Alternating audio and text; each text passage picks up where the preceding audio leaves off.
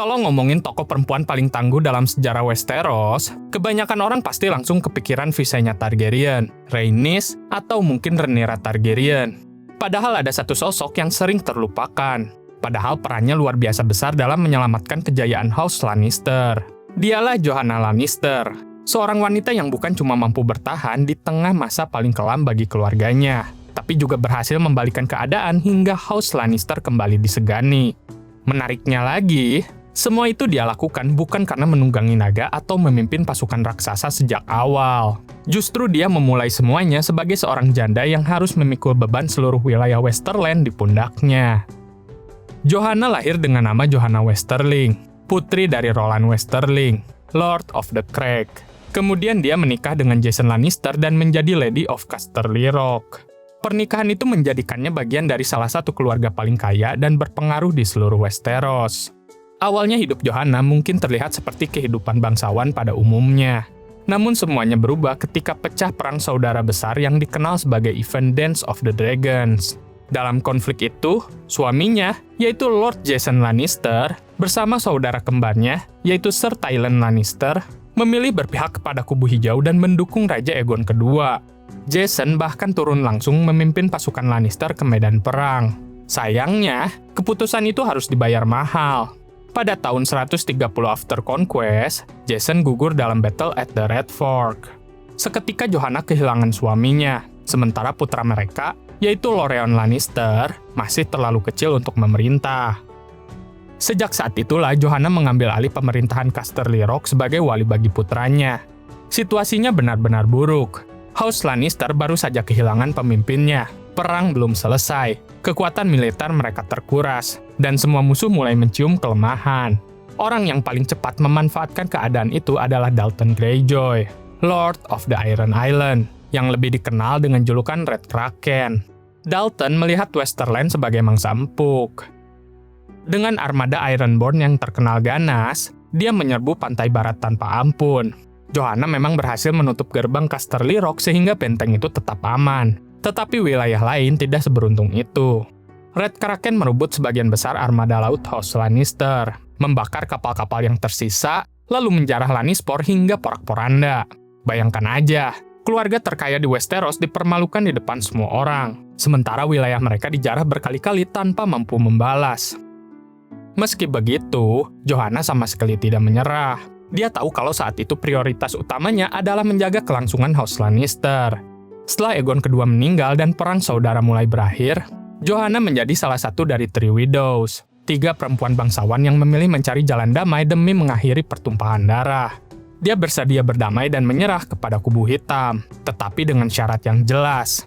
Iron Throne harus memerintahkan Dalton Greyjoy kembali ke Iron Island, membebaskan Fair Isle, dan mengembalikan semua perempuan yang telah diculik oleh para Ironborn.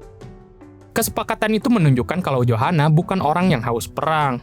Kalau diplomasi bisa menyelamatkan rakyatnya, dia akan memilih diplomasi lebih dulu. Bahkan setelah perang selesai, Johanna bersama ayahnya menghadiri pernikahan Raja Aegon III dan Jaehaera Targaryen di King's Landing, sebagai bagian dari upaya memulihkan hubungan politik di Westeros.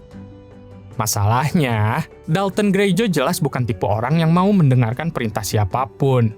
Dia sama sekali mengabaikan titah pemerintahan Raja Aegon III. Bukannya mundur dari Westerland, dia justru terus melakukan penjarahan.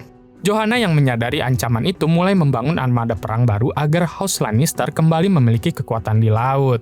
Namun Dalton bergerak lebih cepat. Dia menyerang galangan kapal yang sedang dibangun, menghancurkannya, lalu kembali menculik 100 perempuan lagi. Serangan itu benar-benar menjadi tamparan keras bagi Johanna. Hampir semua usaha membangun kembali kekuatan laut Lannister hancur dalam sekejap. Kalau orang lain mungkin sudah menyerah, Johanna justru mengambil keputusan yang mengejutkan. Dia mengenakan baju zirah dan turun langsung memimpin pasukan Lannister. Bukan dari balik tembok Casterly Rock, tetapi benar-benar berada di garis depan perjuangan mengusir Ironborn dari Westerland. Bersama pasukan dari Casterly Rock dan Lannisport, Johanna berhasil menghancurkan pasukan Ironborn di bawah tembok Case. Dalam pertempuran itu, Paman Dalton Greyjoy tewas. Lagu-lagu para penyanyi bahkan menceritakan bahwa Johanna sendiri membunuh 12 prajurit Ironborn di medan perang. Walaupun para Maester meragukan kisah itu dan percaya bahwa Johanna kemungkinan hanya membawa panji pasukan, Tetap saja fakta bahwa dia memimpin langsung pasukannya sudah menunjukkan keberanian yang luar biasa. Tidak banyak bangsawan perempuan di Westeros yang bersedia memakai zirah dan memimpin tentaranya sendiri menghadapi musuh sekejam Ironborn. Setelah kemenangan di Case, Johanna belum puas. Target berikutnya adalah merebut kembali Fair Isle yang masih diduduki Ironborn. Dia menyusun ekspedisi besar untuk membebaskan pulau tersebut. Sayangnya, rencana itu bocor. Ironborn mengetahui semua pergerakan armada yang dikirim pemerintahan Raja Aegon III. Akibatnya, armada itu masuk ke dalam jebakan di Fair Isle dan dihancurkan habis-habisan. Kekalahan ini menjadi pukulan besar lagi bagi Johanna Lannister. Berkali-kali dia berusaha membangun kembali kekuatan House Lannister. Berkali-kali pula Dalton Greyjoy berhasil merusaknya. Seolah-olah Red Kraken selalu selangkah lebih maju. Namun waktu akhirnya berpihak kepada Johanna. Beberapa tahun kemudian, Dalton Greyjoy dibunuh di Fair Castle. Kematian Red Kraken langsung memicu perebutan kekuasaan di antara para Ironborn. Inilah kesempatan yang selama ini ditunggu Johanna. Karena armada House Lannister sudah hancur sejak lama, dia memilih bersekutu dengan Sir Leo Costain, Lord Admiral dari Reach. Bersama kekuatan Westerland dan Reach, mereka melancarkan invasi ke Iron Island pada tahun 134 After Conquest. Kali ini keadaan benar-benar berbalik. Salah satu tokoh penting Greyjoy, yaitu Roderick Greyjoy, berhasil ditangkap dan dibawa ke Casterly Rock sebagai tawanan. Johanna memberikan hukuman yang sangat kejam. Roderick dikebiri, lalu dijadikan badut pribadi bagi putranya, yaitu Loreon Lannister. Hukuman itu bukan sekedar balas dendam. Itu adalah pesan yang sangat jelas kepada seluruh Ironborn bahwa masa ketika mereka bisa mempermalukan House Lannister telah berakhir. Keberhasilan Johanna tidak berhenti di situ. Perlahan tapi pasti, dia berhasil mengembalikan kejayaan House Lannister yang sempat meredup akibat event Dance of the Dragon dan serangan Ironborn. Wilayah Westerland mulai pulih, kekayaan keluarga kembali terkumpul, dan pengaruh politik mereka kembali meningkat. Bahkan Johanna juga meminjamkan emas kepada King's Landing untuk membantu membangun kembali ibu kota yang rusak parah akibat perang saudara. Langkah itu bukan hanya menunjukkan kekayaan House Lannister, tetapi juga memperlihatkan bahwa keluarga ini kembali menjadi salah satu penopang utama kekuatan Iron Throne. Pada akhirnya, Johanna Lannister membuktikan bahwa seorang pemimpin hebat tidak selalu diukur dari seberapa banyak perang yang dia menangkan, tetapi dari kemampuannya membawa keluarganya bangkit setelah hampir hancur total.